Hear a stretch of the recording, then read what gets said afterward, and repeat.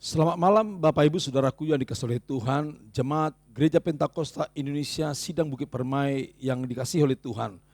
Saya kembali hadir di tengah-tengah saudara untuk menyampaikan renungan firman Tuhan dalam doa 10 malam. Inilah malam yang ketujuh. Hari ini saya akan bawa renungan yang terambil daripada kitab 1 Korintus pasal 12 ayat keempat sampai dengan ayat 11. Perhatikan baik-baik. Ada rupa-rupa karunia tetapi satu roh, dan ada rupa-rupa pelayanan tetapi satu Tuhan, dan ada berbagai-bagai perbuatan ajaib tetapi Allah adalah satu yang mengerjakan semuanya dalam semua orang. Tetapi kepada tiap-tiap orang dikaruniakan pernyataan roh untuk kepentingan bersama. Sebab kepada yang seorang roh memberikan karunia untuk berkata-kata dengan hikmat, dan kepada orang yang lain roh yang sama memberikan karunia berkata-kata dengan pengetahuan, kepada yang seorang roh yang sama memberikan iman, dan kepada yang lain ia memberikan karunia untuk menyembuhkan. Kepada yang seorang roh memberikan kuasa untuk mengadakan mujizat, dan kepada orang lain ia memberikan karunia untuk bernubuat, dan kepada yang lain lagi ia memberikan karunia untuk membeda-bedakan bermacam-macam roh. Kepada yang seorang ia memberikan karunia untuk berkata-kata dengan bahasa roh, dan kepada yang lain ia memberikan karunia untuk menafsirkan bahasa roh itu. Tetapi semuanya itu dikerjakan oleh roh yang satu dan yang sama, yang memberikan karunia kepada tiap-tiap orang secara khusus seperti yang dikehendakinya. Puji Tuhan. Bapak Ibu, saya dengan sengaja mengambil nas ini mengingat sidang jemaat yang ada di Korintus, di mana Paulus mengirimkan surat perhatian, surat penggembalaan, surat untuk koreksi bagi mereka. Mengingat ini menjadi jemaat yang bisa kita belajar tentang seperti apa jemaat ini. Kisah para Rasul pasal yang ke-18 menceritakan bahwa Pauluslah yang mendirikan jemaat di Korintus.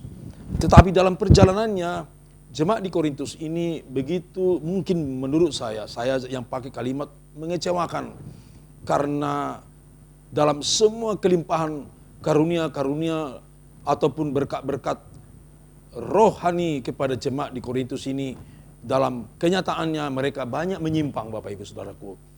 Banyak melakukan keimanannya, kerohaniannya ke jalur yang tidak benar. Saudara bisa melihat dalam kitab-kitab sebelumnya ataupun dalam pasal-pasal sebelumnya, misalnya pasal 3 berbicara tentang perselisihan yang terjadi. Lalu Bapak Ibu Saudaraku disebutkan dalam pasal 5 tentang dosa percabulan bagi gereja ini, bagi jemaat ini. Bahkan juga Bapak Ibu Saudaraku ada kesombongan, ya, dan tentang perkawinan yang sepertinya mereka belum memahami. Dan juga Bapak Ibu Saudaraku, bagaimana jemaat ini ditegur oleh Tuhan tentang kesalahan-kesalahan mereka dalam mengartikan tentang persembahan-persembahan kepada berhala. Dan juga Bapak Ibu Saudaraku, kita melihat bahwa Israel sebagai satu peringatan sekaligus mengingatkan jemaat ini. Bapak Ibu Saudaraku yang dikasihi oleh Tuhan, jemaat Korintus ada di ambang kemerosotan kerohanian. Maka Paulus perlu mengingatkan mereka dengan mengirimkan surat ini kepada mereka, agar mereka sadar bahwa seluruh kelimpahan karunia-karunia yang dinyatakan oleh Roh Kudus waktu mereka mulai berdiri, mulai lahir, jangan mereka lupa tentang itu. Ada maksud tujuan Tuhan di dalam mereka mengaruniakan karunia-karunia Roh Kudus. Mereka mungkin kaya secara karunia-karunia Roh Kudus, tapi mereka salah kaprah dalam mempraktekkan, melakukan, menggunakan karunia-karunia yang ada pada mereka. Mereka menjadi sombong Bapak Ibu Saudaraku yang dikasihi oleh Tuhan. Mereka bersekuku terhadap apa saja yang mereka mengerti. Mereka kurang melihat atau mengetahui, memahami bagaimana maksud Tuhan untuk kesatuan gereja Tuhan seperti yang disampaikan pada ayat 7 tadi. Tetapi kepada tiap-tiap orang dikaruniakan penyataan roh untuk kepentingan bersama untuk tubuh Kristus. Itulah sebabnya Bapak Ibu Saudaraku, Paulus mengingatkan kembali tentang karunia-karunia Roh Kudus yang saya sudah baca kepada saudara tadi Bapak Ibu. Ada rupa-rupa karunia seperti karunia wahyu, karunia bahasa lidah, bahasa roh, karunia nubuatan, karunia menafsirkan akan bahasa lidah, tetapi sesungguhnya itu diberikan oleh roh yang sama. Tuhan Allah yang mereka sembah, ya, yang dinyatakan lewat Roh Kudus sebagai pengganti Yesus hadir di bumi untuk menuntun, membimbing jemaatnya kepada satu kesempurnaan sehingga layak, tak bercacat, tak bercela waktu dia menjemput gerejanya. Ada berbagai-bagai pelayanan atau jabatan yang berbeda, berbagai orang untuk melaksanakannya, tetapi satu Tuhan yang menetapkan semua jabatan dan pelayanan itu, sehingga tidak dimungkinkan untuk adanya perselisihan.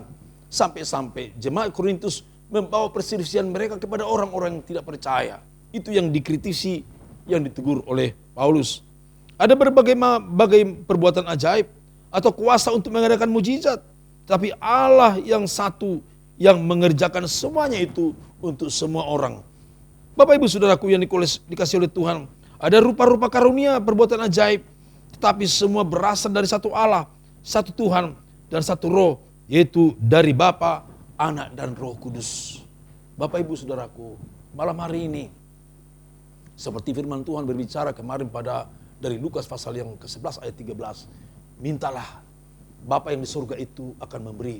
Aku dan engkau membutuhkan karunia-karunia Roh Kudus untuk melengkapi dirimu dalam pelayananmu sebagai hamba Tuhan, atau sebagai pekerja di mana engkau perlengkapi dirimu dengan karunia-karunia Roh Kudus.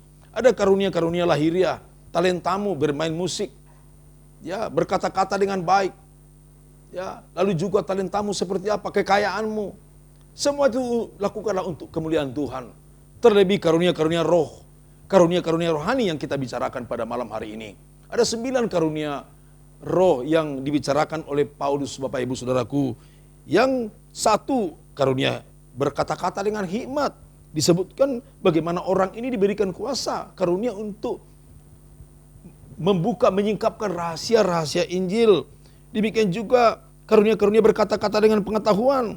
Bagaimana orang ini diberikan Tuhan, ya, hal-hal yang tersingkap lewat nubuatan-nubuatan, sehingga orang ini diberikan Tuhan untuk menyingkapkan semua hal yang dibuatkan pada hari-hari mendatang.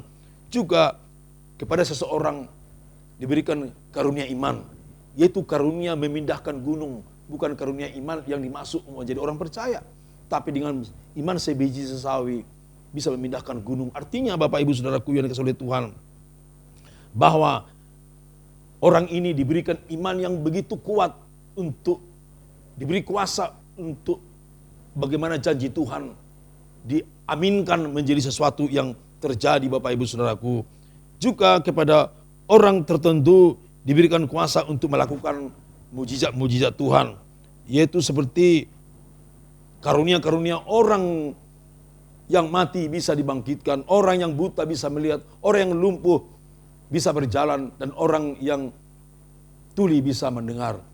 Karunia-karunia mujizat itu dinyatakan Bapak Ibu oleh Roh Kudus kepada setiap orang percaya, engkau dan aku. Oleh karena itu kita kejar, kita mau, kita minta kepada Tuhan. Dan karunia bernubuat, karunia untuk membeda-bedakan bermacam-macam roh, karunia untuk Bapak Ibu Saudaraku mengetahui seperti apa.